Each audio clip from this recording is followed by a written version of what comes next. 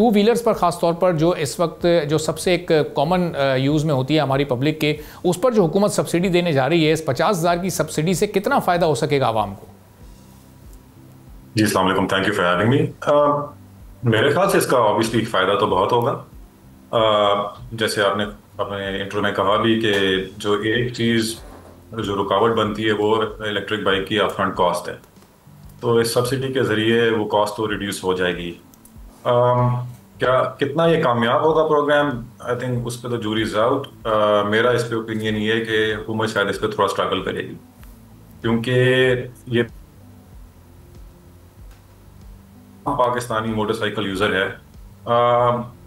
Banks के पास capability नहीं है कि उनका रिस्क अंडरराइट कर सकें, क्योंकि वो उस तबके को लोन लेंड करती ही नहीं है। तो I think this should have been, ये बेहतर होता अगर इसको ओपन अप कर देते माइक्रो फाइनेंस लेंडर्स के लिए भी और एनबीआईएस के लिए भी, जो कि परहैप्स ज़्यादा मार्कअप लेते हैं एटलीस्ट, लेकिन वो उनके पास ये कैपेबिलिटी होती है कि उस तबके का रिस्क अंडरराइट करके लोन इशू कर सके। ट्रेडिशनल बैंक्स मेरे एक्सपीरियंस में एक आम पाकिस्तानी के लोन को अप्रूव नहीं करती, जो कि टिपिकली लाख रुपए से ऊपर ही होता है लोन।